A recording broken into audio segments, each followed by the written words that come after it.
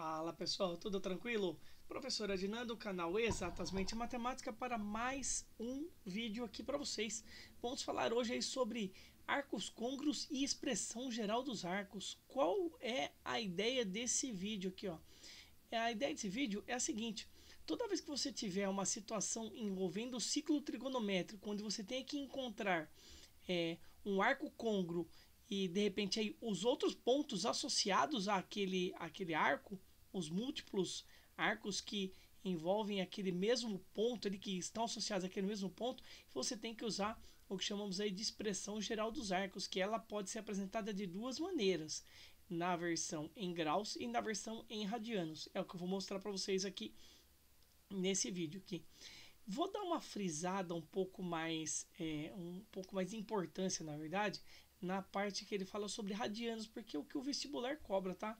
Dificilmente o vestibular vai falar sobre graus com você, aí na parte de trigonometria, no ciclo trigonométrico. Então, vou dar uma importância um pouco maior para a notação em radianos, tá bom, pessoal? Então, vejam bem aqui, o que eu tenho aqui, ó? Arcos côngruos, expressão geral dos arcos. Vamos ver aqui, ó. Toda vez que um ponto na circunferência, final do arco iniciado em 1, 0, o que é o 1, 0? É um ponto do plano cartesiano que é, na verdade, esse aqui. Por quê? O ciclo trigonométrico, na verdade, ele tem raio 1. Então, essa distância daqui até aqui, ó, dessa origem do sistema cartesiano até o ponto A, ela vale 1, tá bom? Então, o raio desse ciclo aqui, ele é 1. Então, por isso que ele falou que o ponto aqui é 1, 0. 1 para x e 0 para y, porque eu não estou a nenhuma distância desse meu chão aqui, desse meu eixo x aqui, tá bom? Então, como eu não tenho altura, então a coordenada y é 0 e a coordenada x é igual a 1, porque é essa distância que eu acabei de comentar com vocês. Então, o que eu tenho aqui, que o final do arco iniciado em 1, 0 é o mesmo para dois diferentes arcos, por exemplo, o 0 e o 2π. O que isso significa? Que tanto o 0, que é onde inicia o arco, como o 2π, que é uma volta completa, eles acabam nesse mesmo ponto. Então você já vê aí que o ponto A está associado a dois pontos, teoricamente, nesse primeiro momento que eu comentei com você. Então, nesse caso aí, chamamos esses dois arcos, o 0 e o 2π, de arcos côngruos ou arcos congruentes, tá? E o que eu posso falar para vocês? Todos os pontos que estão nesse ciclo trigonométrico, eles têm vários valores de arcos associados, tá? Vários números reais associados. Então, não é apenas um, porque eu completei uma volta, acabou. Não, eu posso dar infinitas voltas nesse ponto e nesse arco aqui, nesse ciclo, e cair sempre nesse mesmo ponto cada vez que eu completo uma volta. E é isso que eu vou comentar aqui com vocês, ó. Nesse primeiro momento aqui, ó, eu peguei, por exemplo, esse ponto B como um arco de π sobre 3, tá? Ou de 60 graus. Vamos pensar assim na notação em graus também. Tá? O π sobre 3 é os 60 graus, ou seja, esse ponto B corresponde a um ângulo aqui de 60 graus ou de π sobre 3, tá bom? O que vai acontecer? A hora que eu completar mais uma volta, der mais uma volta e voltar a parar nesse ponto, que é esse meu segundo desenho aqui, a hora que eu der uma volta, o que acontece? Ó? Eu tenho o π sobre 3 e mais uma volta completa que corresponde a 2π. Lembrando que o π radiano ele vale 180, então 2π 360, que é a volta na minha circunferência no meu ciclo completo. Então, parando nesse ponto B, eu dou uma volta completa e eu torno a parar nesse ponto B. Então, aí já são dois pontos associados. Qual é esse segundo ponto aqui? Ó? O π sobre 3 mais a primeira volta que eu dei, que vale 2π. Tá bom? Então, ó, quando for uma volta, eu somo 2π naquele arco original de π sobre 3.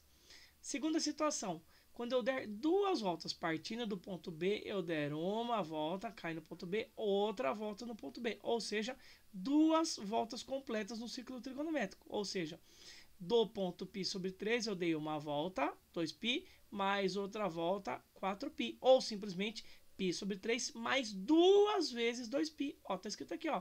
π sobre 3 mais duas vezes 2π, tá bom? Ele também está associado ao mesmo ponto B, como eu comentei com vocês. E isso pode acontecer, pessoal, de várias e infinitas maneiras, tanto no sentido horário quanto no sentido anti-horário. Eu sempre vou pegar esse meu ponto aqui, que é o ponto original, no meu caso aqui o exemplo é o π sobre 3, e eu vou somar sempre uma quantidade inteira de voltas. E aí eu vou lá para o meu último desenho, que na verdade é uma cópia desse meu desenho aqui, mas imaginando que esse número de voltas ele é infinito, você não sabe quantas voltas completas, quantas voltas inteiras você está dando nesse ciclo trigonométrico partindo desse ponto B. Então, partindo do ponto B, eu posso dar uma volta, primeiro desenho, duas voltas, terceiro desenho, 3 voltas, 4 voltas, 5 voltas. Eu posso dar K voltas, então, ó, K vezes 2π. Lembrando que 2π é o valor de uma volta completa. Então, K vezes uma volta completa. Esse K aqui pode ser 1, 0, 1, 2, 3. K é um número inteiro, completo de voltas, tá certo? Então, posso dar uma volta completa no sentido anti-horário, 2 voltas completas no anti-horário, 3 voltas completas no horário, e assim, do jeito que eu quiser. Eu sempre, completando um número inteiro de voltas, eu sempre torno a cair no mesmo ponto. Aqui no caso, o meu exemplo era o π/3, mas pode ser qualquer arco do meu ciclo trigonométrico. Tá certo, pessoal? Então, vamos dar uma resumida aqui em tudo isso que eu falei para você. Ó. Na primeira figura, o ponto deslocou-se 60 graus, ou π/3. Aqui eu já deixei a anotação com as duas versões, tá? Na versão em radiano e na versão em grau.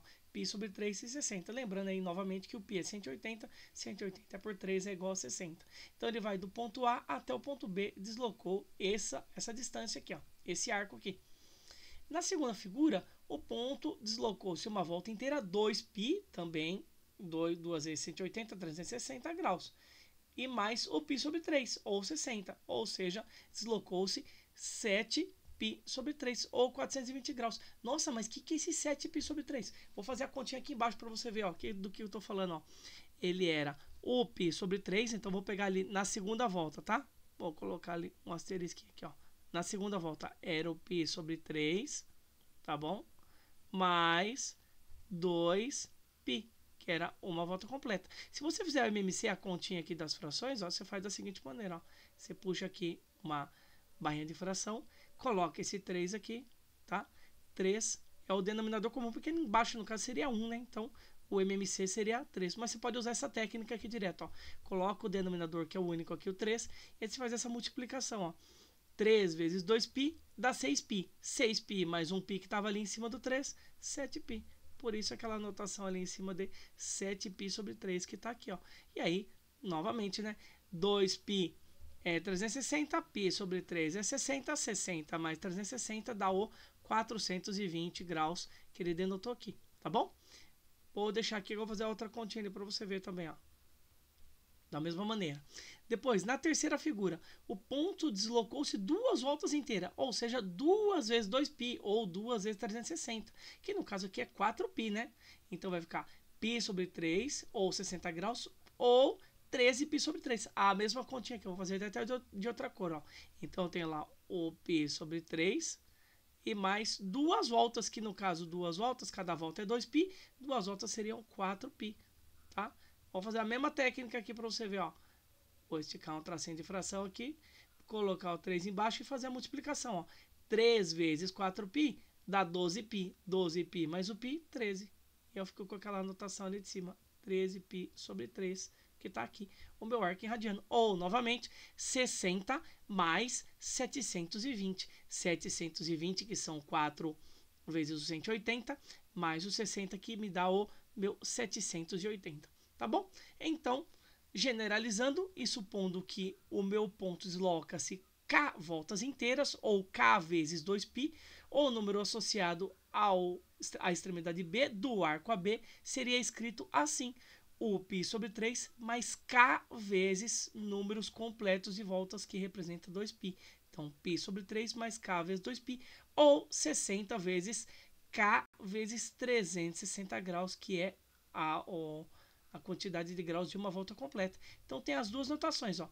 Em radiano, π/3 mais K vezes 2π, ou 60 graus, que é o π/3, mais K vezes 360 graus, que é a volta completa.